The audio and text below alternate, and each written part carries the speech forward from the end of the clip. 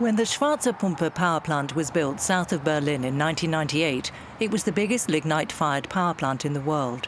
It provides electricity for 2 million households in Germany, but in the process spews out 10 million tons of carbon dioxide every year.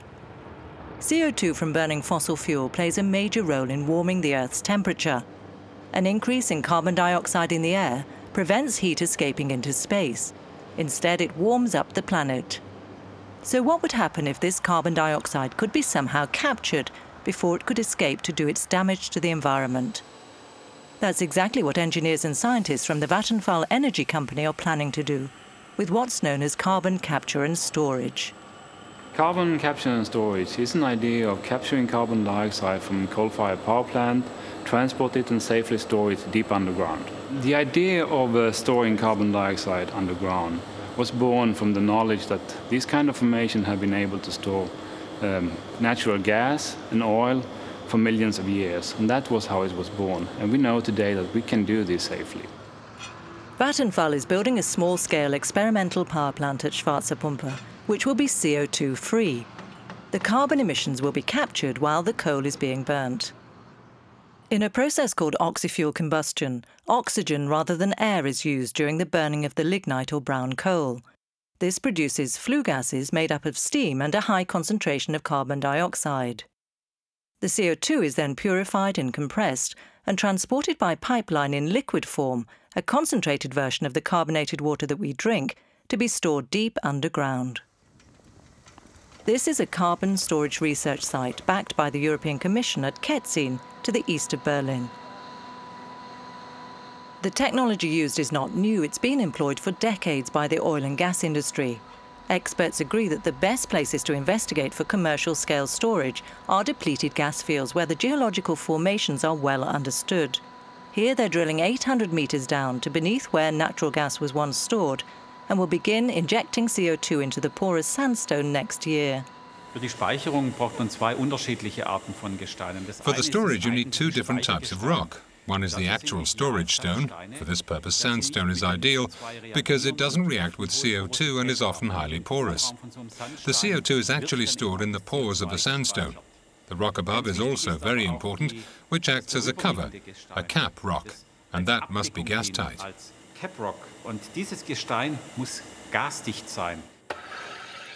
When carbon dioxide is injected into the sandstone, the carbonated water is heavier than the water around it, so it sinks to the bottom of the porous rock, and the CO2 is trapped indefinitely. The scientists here at the Geosciences Research Centre are studying the effects of storing millions of tons of CO2 underground. But as carbon dioxide occurs naturally in geological formations, they believe it's far safer in the ground than in the air, where it's producing worrying changes to our climate. Since 1990, the world has seen the 12 hottest years on record. Polar ice caps are melting and sea levels rising. At their spring summit in Brussels, the leaders of the 27 EU member states agreed a landmark package of energy and climate proposals. They committed to limit global warming to no more than 2 degrees Celsius above pre-industrial levels.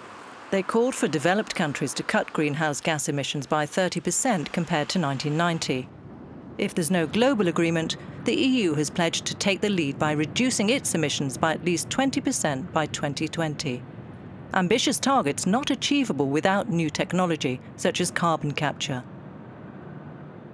It's likely to be quite important because in Europe, for instance, the European electricity producers, they've estimated that carbon capture and storage could be playing up to 40% of the reduction effort that we're needing up to 2030.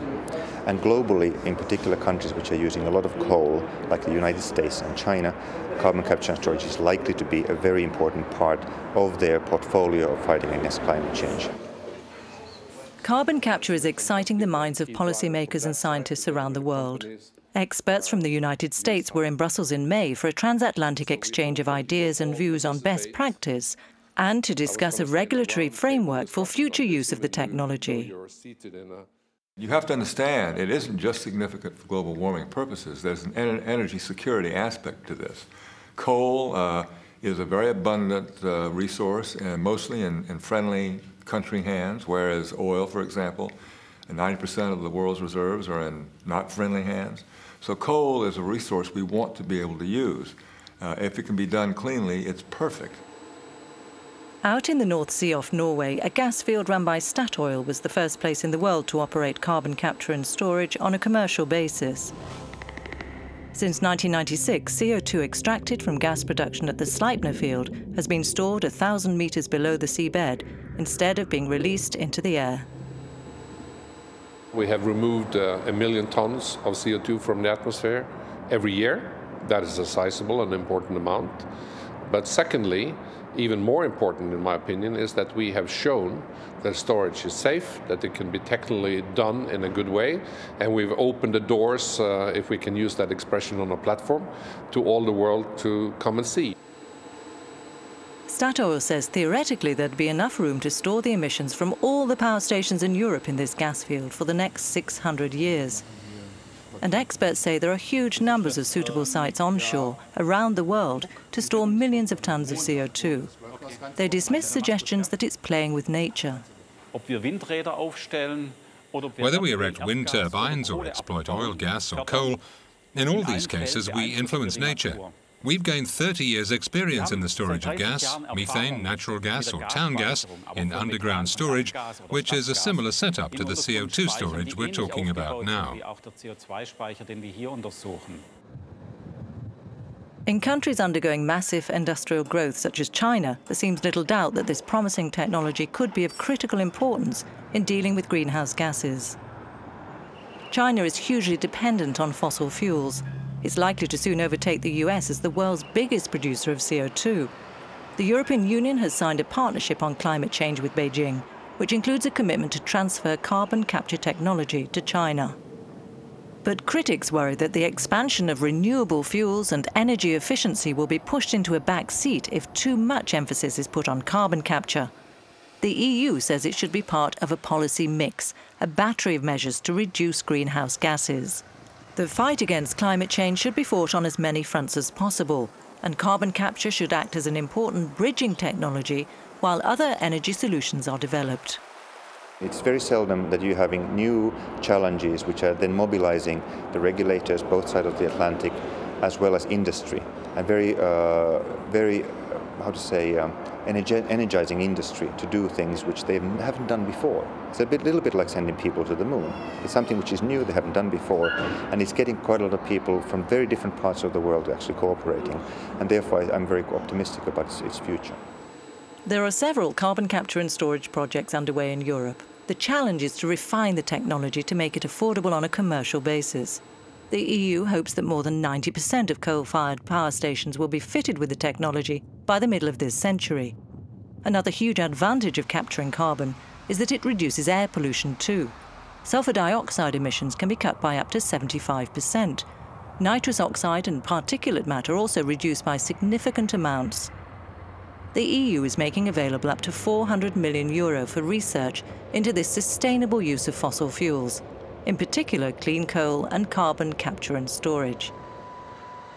When the storage begins here in Germany next year, it will be another step in the low-carbon revolution.